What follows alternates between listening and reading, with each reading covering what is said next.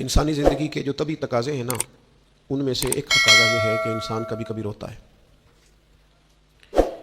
اور جب وہ رو لیتا ہے تو اس کا دل ہلکا ہو جاتا ہے، اس کی طبیعت پر جو بوجھ ہوتا ہے وہ اتر جاتا ہے۔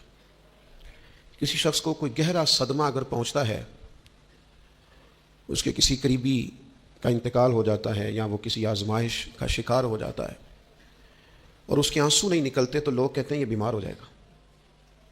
اگر یہ رو نہیں رہا تو یہ شدید ذہنی دباؤ کا شکار ہو جائے گا۔ انسان روتا ہے، آنسو نکل آتے ہیں تو اس کی طبیعت سے بہت ساری چیزیں، بہت سارا بوجھ ہٹ جاتا ہے۔ رونا اللہ تعالیٰ نے انسانی فطرت کا تقاضا بنایا ہے کہ جس طرح وہ خوش ہوتا ہے، ہنستا ہے، تو اس کے چہرے سے وہ چیزیں آشکار ہوتی ہیں، تو اسی طرح جب وہ رو پڑتا ہے اور آنسو اس کے رخساروں سے چھلک آتے ہیں تو یہ اس کے غم کا اظہار ہوتا ہے۔ ہمارا یہ مسئلہ ہے کہ روتے بہت زیادہ ہیں لوگ اور کثیر تعداد میں آنسو بہاتے ہیں، لیکن منظر تکلیف کا یہ ہے کہ بندے بندوں کے لیے روتے ہیں، بندے دولت کے لیے روتے ہیں، اقتدار کے لیے روتے ہیں، من چاہی زندگی کے لیے روتے ہیں، بندے حصول زر کے لیے روتے ہیں۔ ہمیں کہا گیا تھا رو، لیکن رونا اللہ رسول کے لیے۔ ایک تو بندوں کے لیے نہیں رونا اور ایک بندوں کے سامنے نہیں رونا۔ رونا ہے تو اللہ کے لیے، اس کے محبوب کی محبت کے لیے، اور چونکہ یہ معاملہ ہی اللہ رسول کے ساتھ ہے تو پھر بندوں کے سامنے کیا رونا؟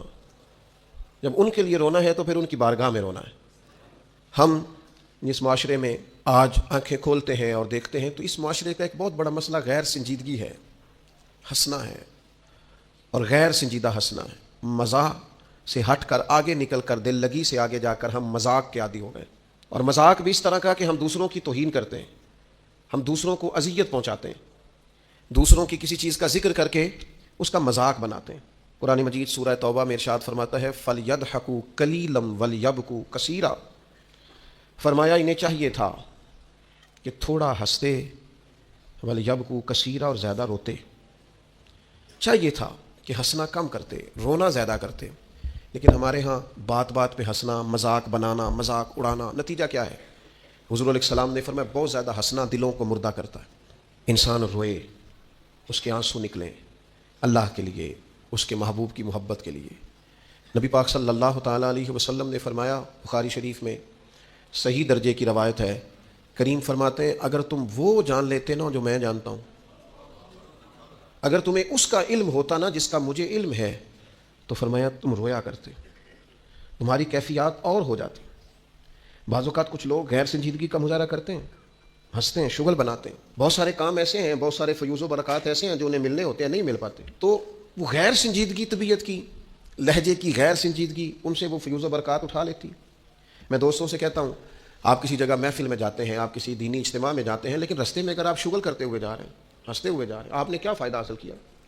آپ جہاں بھی جا رہے ہیں موبائل آپ کا آن ہے، موبائل دیکھ رہے ہیں، موبائل چلا رہے ہیں، موبائل ہی چل رہا ہے، تو آپ نے کیا سنجیدگی حاصل کی؟ پایا کیا؟ ہر کام صرف موبائل کے اسٹیٹس کے لیے کیا ہے؟ تم اگر وہ جان لیتے جو میں جانتا ہوں۔ اصحاب صفہ کے پاس قرآن مجید کی کوئی آیت تلاوت کی گئی تو وہ رونے لگے، صحابہ رو پڑتے تھے، اللہ کے خوف سے، خشیت سے رو پڑتے تھے۔ کوئی آیت تلاوت کی گئی، اصحاب صفہ رو پڑے، ان کو روتا دیکھ کر حضور بھی آئے، اور اللہ کے رسول کی آنکھوں میں بھی آنسو آئے، اور پھر اللہ کے حبیب علیہ السلام نے اس عمل کا اظہار فرمایا۔ حضور فرمانے لگے جو آنکھیں رب کے خوف سے آنسو بہاتی ہیں نا، ان کو اللہ پھر دوزخ پر حرام کر دیتا ہے، پھر وہ جہنم میں نہیں جایا کرتا۔ وہ اللہ کے خوف سے چھلک پڑی، جذبات ابل کر باہر آ گئے۔ سعادت مند لوگ ہوتے ہیں، سعادت مند۔ نبی پاک علیہ السلام نے فرمایا، ترمذی میں موجود ہے، حضور فرماتے ہیں 3 باتیں خوش بختی کی علامت ہیں۔ یا رسول اللہ صلی اللہ تعالیٰ علیہ وسلم کون سی؟ تو ایک تو حضور نے فرمایا اللہ سے ڈرو، اور دوسرا فرمایا بلا وجہ اپنے گھر سے نہ نکلو، اور تیسرا فرمایا اپنے گناہوں پر رویا کرو۔ اگر تمہیں رونا آ جاتا ہے تو یہ سعادت مندی ہے تمہارے لیے۔ مجھے کچھ دوست کہتے ہیں مجھے غصہ بڑا آتا ہے، تو میں کہتا ہوں مجھے بھی بڑا آتا ہے، بڑا آتا ہے، لیکن اپنے گناہوں پر آتا ہے، اپنی غلطیوں پر آتا ہے۔ مجھے زندگی میں جتنا غصہ آیا ہے اپنی کوتاہیوں پر آیا، جہاں جہاں مجھ سے سستیاں ہوئی ہیں مجھے ان پر غصہ آتا ہے، اور جب اپنے آپ پر غصے سے فارغ ہوں گے تو کسی اور پر بھی کر لیں گے۔ ابھی تو ڈھونڈتا پھرتا ہوں میں اقبال اپنے آپ کو، آپ ہی گویا مسافر، آپ ہی منزل ہوں میں۔ میرے عزیز، اگر انسان کو یہ سعادت مندی نصیب ہو جائے، وہ کبھی اپنے مالک کے خوف سے رو پڑے، کبھی اس کی محبت میں رو پڑے۔ مجھے بتائیں نا، بچہ جب رو ہی پڑتا ہے تو پھر اماں سارے کام چھوڑ کے متوجہ ہو جاتی. لوگ کہتے ہیں وہ میرے پاس آیا تھا تو بس رو ہی پڑا تھا, تو پھر میں کیا کرتا؟ وہ رو ہی پڑا ہے تو معاملہ ختم ہو گیا. بچے کی شدید غلطی پر اسے ڈانٹا تھا پر وہ رو پڑا, نرم ہو گیا دل ماں کا, باپ کا, چچا کا, بڑوں کا, چونکہ وہ رو پڑا ہے. عزیز بھائی, جب تو بھی رب کی بارگاہ میں رو ہی پڑے گا نا, جب تو اس کی خشیت سے ٹوٹ ہی جائے گا نا, جب اس کے حضور آ کے عرض کرے گا نا مالک میں کہاں جاؤں تیری بارگاہ میں نہ ہوں, کہاں جاؤں. اعلیٰ حضرت بریلوی رحمۃ اللہ علیہ کے والد تھے, بڑے درد سے دعا کرتے تو لوگ ان سے دعائیں کرایا کرتے تھے, اور عجیب سے نا دعا کے اندر محو ہو جاتے تھے. اپنے لفظوں میں بات کروں تو بڑی کھوب کے دعا کرتے سن. بعض بندے رٹیاں رٹائیاں دعاواں کرتے ہیں, بس وہ ٹھیک ہے, ہاتھ اٹھا دیے جو مولانا صاحب کہیں گے ہم بھی, وہ بڑے محو ہو کے دعا کرتے تھے. تو کسی نے ان سے کہا حضرت اتنی للہیت سے اور اتنی محویت سے اور اتنے ذوق سے دعا کیسے؟ فرمانے لگے میں نے اپنی بیوی سے طریقہ سیکھا ہے. سیکھنے والے سبھی جگہ سے سیکھتے, اپنے بچوں سے بھی سیکھ لیتے, اور جن کا خیال ہونا ہمارے پاس کل عقل آ گئی ہے وہ بیچارے عقل کو خیر بات کہہ دیتے ہیں, جن کو سارا ہی پتہ ہے انہیں کچھ پتہ نہیں.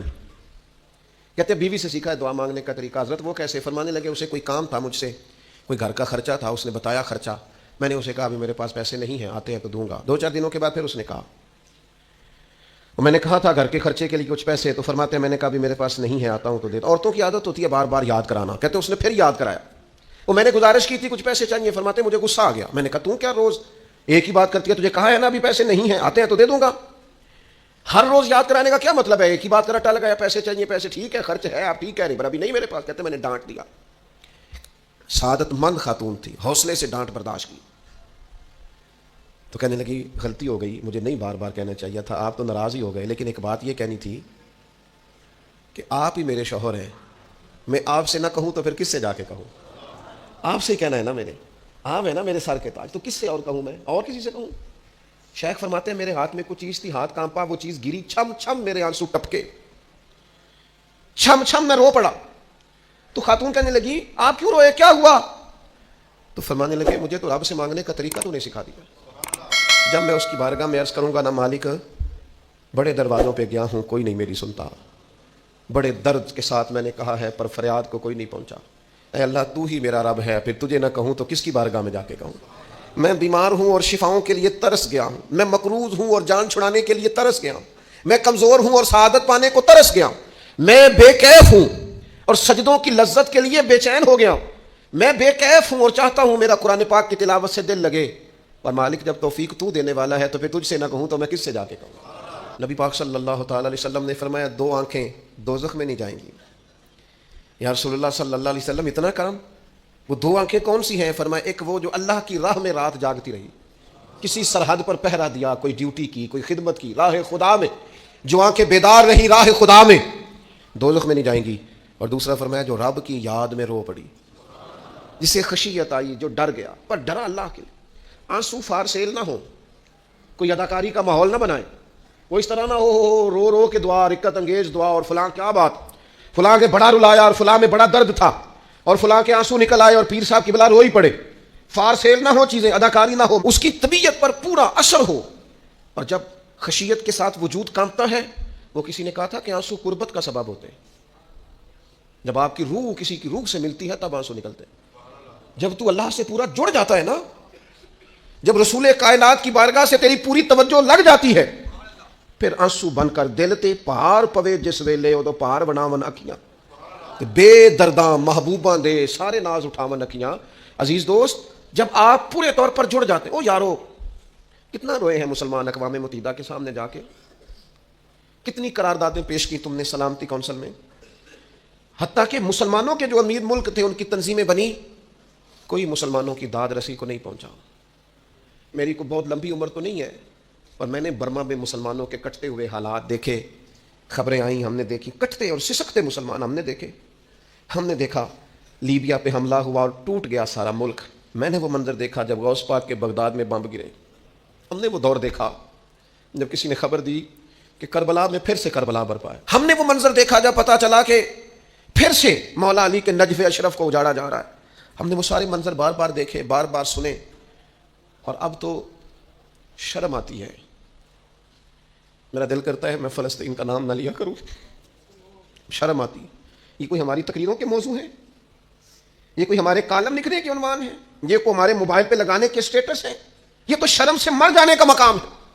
یہ کوئی گردنیں اٹھا کے بات کرنے والی بات ہے؟ یہ موبائل پہ ایک دوسرے کو ویڈیو دکھانے کا منظر ہے؟ رمضانوں میں شاموں میں اپنے اپنے بچوں کو سینوں سے لگا کے افطاریاں کرانے والوں اور بچوں سے پوچھنے والوں کہ پتر تو کی کھانا ہے، اس سے پوچھ لے اس کی مرضی کیا ہے. تمہیں پتہ ہے فلسطین کی بیٹیاں بھی سیدہ خدیجہ الکبریٰ کی بیٹیاں ہیں. وہ مومنوں کی مائیں ہیں تو ان کی بھی تو مائیں ہیں نا. فلسطین کی بہنیں بھی صبح قیامت حضرت فاطمہ کے پلو میں پناہ لیں گی. نبی پاک صلی اللہ تعالی علیہ وسلم نے فرمایا من اذا مسلما فقد اذانی. میں کیسے وہ بات آپ کے دلوں تک اتاروں کہ حضور نے فرمایا جب میرے مسلمان کو تکلیف ہوتی ہے تو مجھے تکلیف ہوتی ہے، مجھے درد ہوتا ہے. اس رسول کی امت جو کافروں کی رسیاں زور سے باندھی جائیں تو حضور فرمائیں ڈھیلی کر دو. یہ ہائے ہائے کرتے ہو تو مجھے نیند نہیں آتی.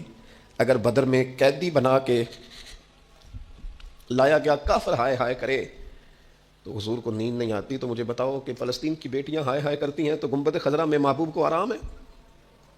میرے عزیز بے حسی کی زندگی، چھوٹے موٹے بیانات، تو بھی کہہ دے تھوڑا سا فلانے کا بیان نہیں آیا، کیا کرنا ہے بیان دے کے، کیا بات کرنی ہے تذکرہ کر کے. دوستو آؤ رو کے دیکھ لیا ساری دنیا کے سامنے، کچھ رب کے سامنے رو کے نہ دیکھ لے.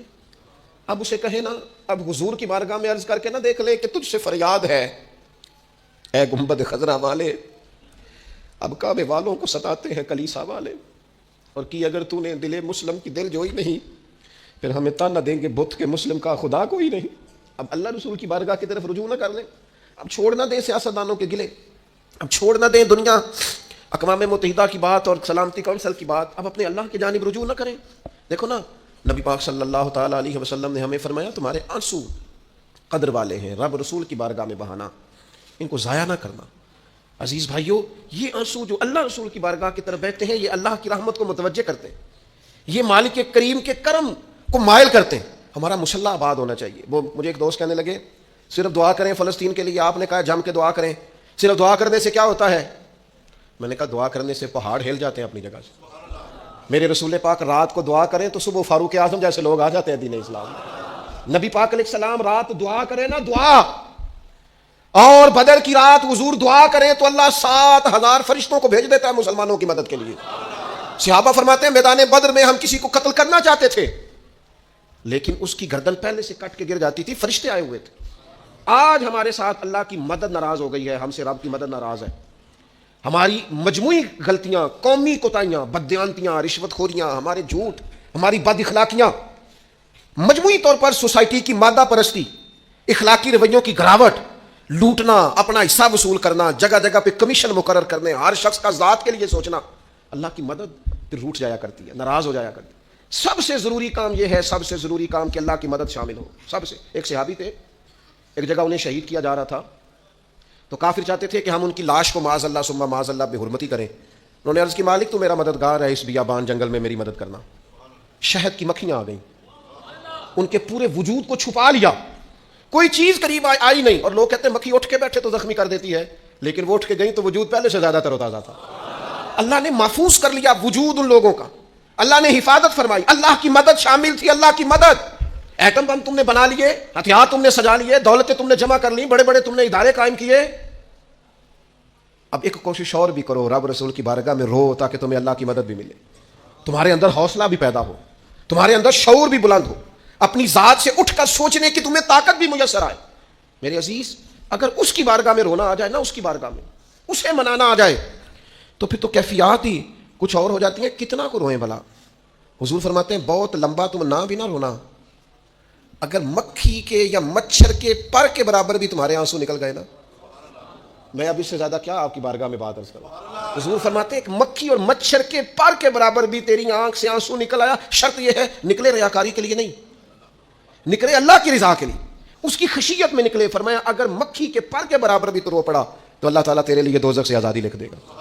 اور نبی پاک صلی اللہ تعالیٰ علیہ وسلم نے بیان فرمایا، حضور فرماتے ہیں جو اللہ کے خوف سے رو پڑے نا، جس طرح بھینس بکری گائے کے تھنوں سے نکلا ہوا دودھ دوبارہ تھنوں میں نہیں نہ جاتا، اسی طرح جو رب کی یاد میں رو پڑے وہ دوزخ میں نہیں جاتا. یہ مثال دیکھیں کیسی دی حضور نے سمجھانے کی. اگر کبھی رونا آئے اس کے لیے تنہائی کا انتخاب کریں، مجموعے میں نہیں. ایک بندے کو حضرت عمر نے مجمع میں روتا دیکھا تو فرمایا یہ کام تو اکیلے میں کرتا تیرے لیے برکت والا ہوتا، تیرے آنسو نکلے، تیرے رخساروں پہ بہیں.